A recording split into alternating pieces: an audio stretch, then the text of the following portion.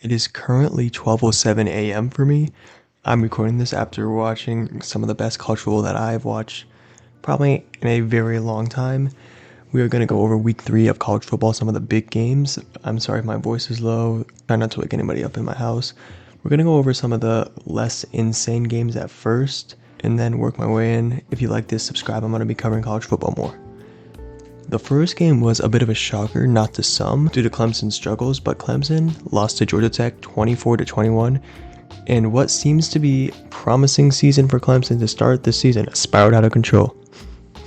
They had national championship aspirations. I picked them to win the national championship at the start of the season, and it has gone south now. This was just a very bad loss. Clemson, the strengths that we thought they had at the start of the year was obviously a very physical offensive line, an experienced one, even though they did struggle a little bit last year.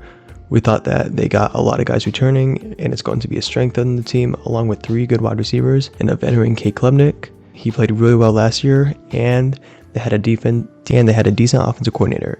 And on the defensive side, it was that they had 2 first-round picks at their defensive linemen to go along with the high-flying safeties and pretty good linebackers. And this defense that returns so many returning starters should be able to eat up the ACC. And it has gone wrong on both sides. Against Georgia Tech, they allowed plays in the middle of the field, and a lot of it was because of the line of scrimmage. Because in order to allow an opposing team to have a big play in the middle of the field, get their guys like Eric Rivers, Haynes, and King out in the open field and make moves, they need to beat the first level of the defensive line first. In that defensive line, if they held up, they would have stopped them at the first level, and they would have pressured Georgia Tech, which maybe they couldn't have dealt with if there was pressure. But this vaunted defensive line is not showing up this season, not showing up at all. They only allowed 24 points, but these Georgia Tech players, credit them, are very fast and athletic, and dare I say Sunday players. Obviously, Clemson has the talent, the only reason why they're in that game, but other than that, Georgia Tech was more physical, they wanted it more, they executed, and they didn't turn the ball over. Unlike Clemson, who was already playing sloppy, but the thought of the strength of this team, Klubnik, and these receivers were shut down, and he had key turnovers that cost him the game. This is not a championship contender, and Georgia Tech got a wild game-winning field goal and won the game. This is a very tough ACC, wide open for anyone, but the favorites are Miami and Florida State. The next game is Florida and LSU. I contemplated not covering this game, but it was close for a while.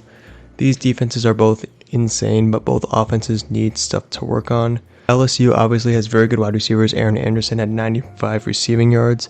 Garrett Nussmeier is very experienced. He's not perfect, but he did his job with 220 yards, 15 for 27.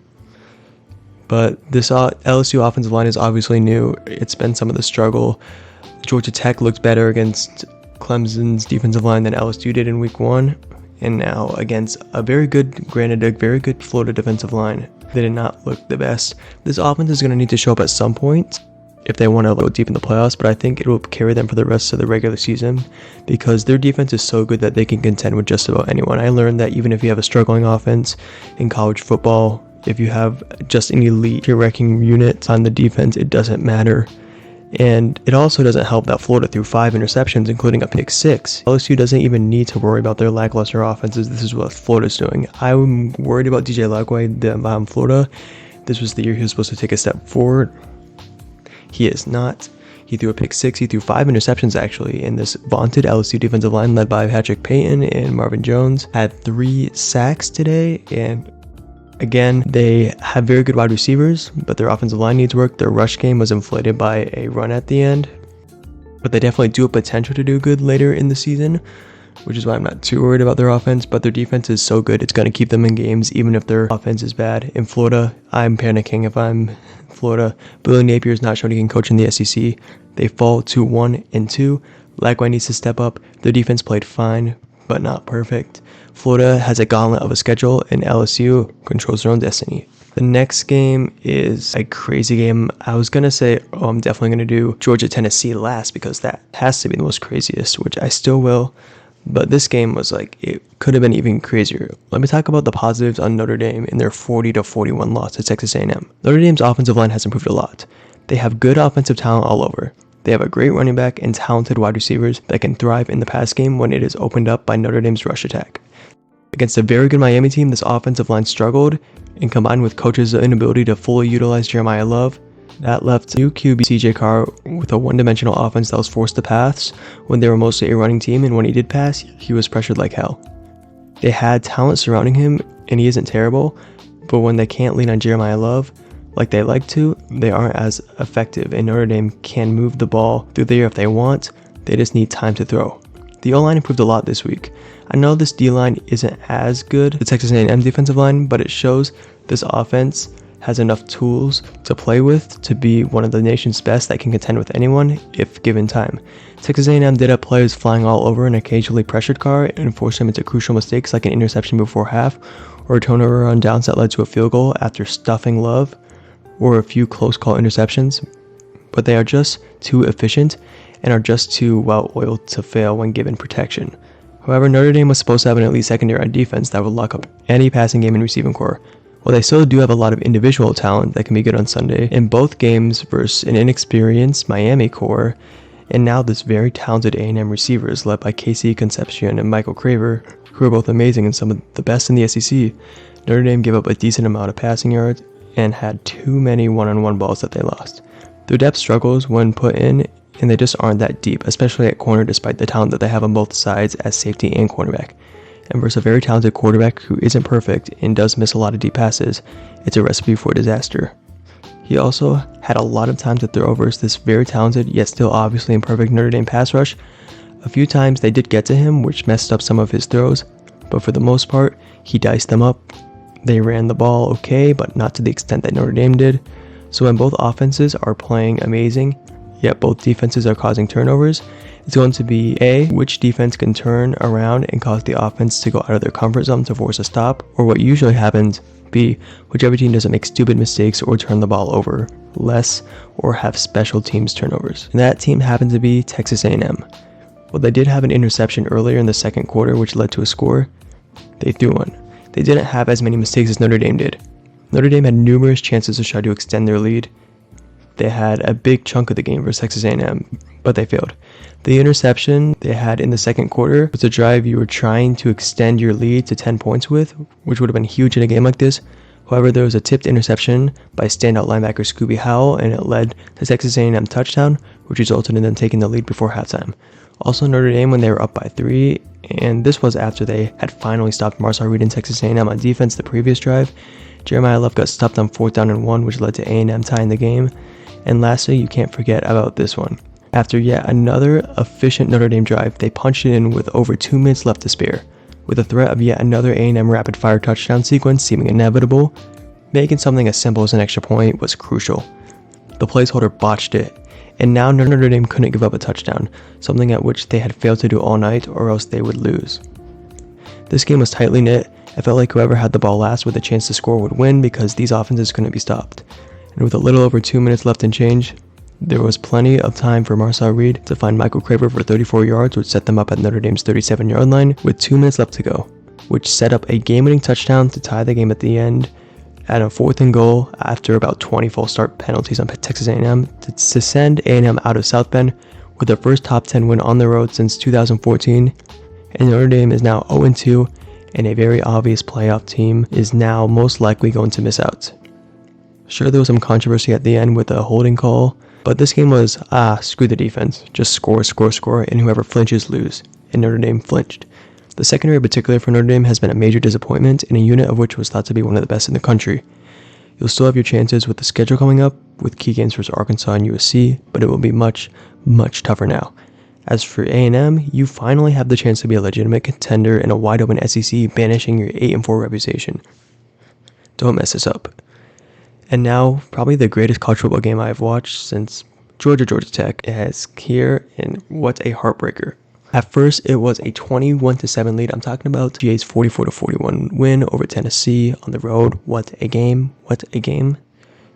UGA was down 21-7, and then they came back. And how they came back was that UGA bring pressure. They made it 27-21. UGA bring pressure. Tennessee likes up-tempo offense, but because of the pressure due to the tenacity of this UGA defense, specifically their defensive line, it limited Aguilar, and he's the heart and soul of this offense. They have very talented receivers, Matthews, Brazzer, Tibdit, and they did get the run game going eventually. but they win better and play better to win shootouts, and this offense runs on Joey Aguilar. And when he finally had the time to throw, he succeeded and scored deep. Unlike UGA, who couldn't get anything going, Stockton was struggling. It was hostile, but once they simplified the offense and dominated the line of scrimmage, just like they did on defense, they ran the ball and took up time of possession. It's one thing if you can't always match Tennessee's rapid scoring, but if you can neutralize that by playing to your game and running time of possession to get Tennessee off the field, they did this by running the football and having successful screen passes. Tennessee needed to be better defensively prepared for these basic play calls and physical UGA players, but they weren't for a while, and UGA very sluggishly and efficiently got back into the game. Even though it felt like Tennessee had been losing for about 2 quarters, it was still at hand due to the early lead, and Tennessee stepped up and made big plays to Brazel, a 56-yard touchdown pass to make it 28-27 after being down 27-21 after a previous lead of 21-7. But UGA would continue to pound them with very good runs. They had a big throw up the sideline to set them up in scoring position. They finally got Stockton going because they raised his confidence so much with the simplified game plan. The crowd got out of it, and then it really helped Stockton make some plays. They are a balanced threat, not elite at any position on offense, but have a very firm, run it up your throat, get positive yards every play philosophy, but every position group on the offense is solid. But because of some poor execution and a poor throw by Stockton, they settled for a field goal on that drive. And if you are against a Tennessee offense that can score quick, you better make sure A, keep Tennessee off the field, and B, score and capitalize off of every single drive. It was only a matter of time before Tennessee and Aguilar got into gear. Again, they quickly scored with a huge pass to Matthews. It's Tennessee's game, forcing UGA to try to respond quickly. This was Tennessee's style with 3 amazing wide receivers, but it didn't matter, as Georgia kept grinding and they found a way to win. With a huge 4th down touchdown, that was just heartbreaking for Tennessee. You think that you're going to win the game, and then that happens. They finally pull up big plays when they have limited the big play all game to this Georgia offense, but he finally found a second gear. That's what winners do. And then after that, it was 38-38. Tennessee ran the ball. They got a couple good passes, but they ran the ball, got into great field position, centered it for their kicker, and Tennessee was going to go out of there with their first win against arch rival Georgia in 8 years since that 2016 Hail Mary that Juwan Jennings caught. And yes, they missed a field goal. And I feel so bad for this Tennessee kicker. I hope he is okay. But then that mentally messes up Georgia. That mentally messes up Tennessee. But you got to go out there and find a way to win. But then the first drive, Tennessee went out there. Georgia stopped them after a near interception. And UGA, even though you know what's coming, they executed it so damn good when they got back on offense that it didn't matter. They had a huge 21-yard run. And they would eventually punch it in on 3rd and goal to break the Volunteers' hearts.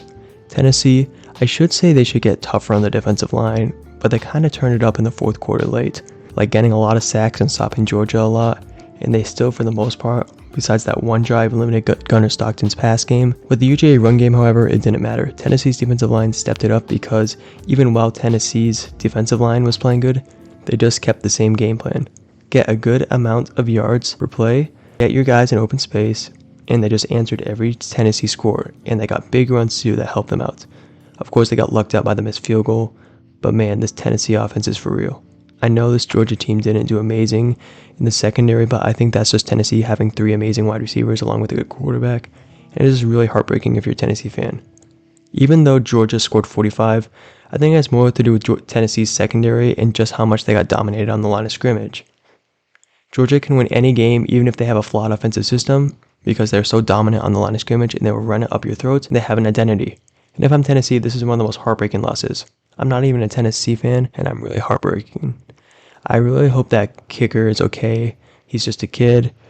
44-41, one of the greatest games I've ever seen. Watch out for Tennessee's big passing attack. But also, you got to do better if you're Tennessee with stopping the run.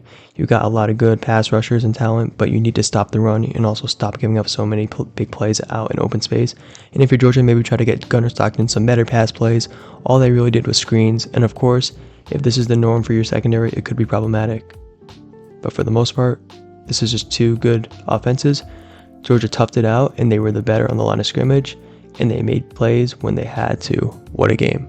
And that's the end of this video, but I didn't even go over all the games. I could have gone over why I think Alabama's back. I think they looked very good. They finally got Ryan Williams involved. Bernard's a legit target. Simpson looked really good against Wisconsin. And I didn't even bring up the thrilling 41-35 win that Ole Miss had over Arkansas. I couldn't even watch that because you got Notre Dame and Texas A&M with Florida and LSU going on at the same time. It was such a crazy week, but I want to apologize first for not uploading. I was really busy in my personal life with real life, but I love college football. I'm going to watch college football like it's a job and get my analysis out to you guys. I'm going to hold myself to weekly videos if possible, which probably will be possible now. But I'm really sorry for people who subscribed and wanted more uploads more frequently.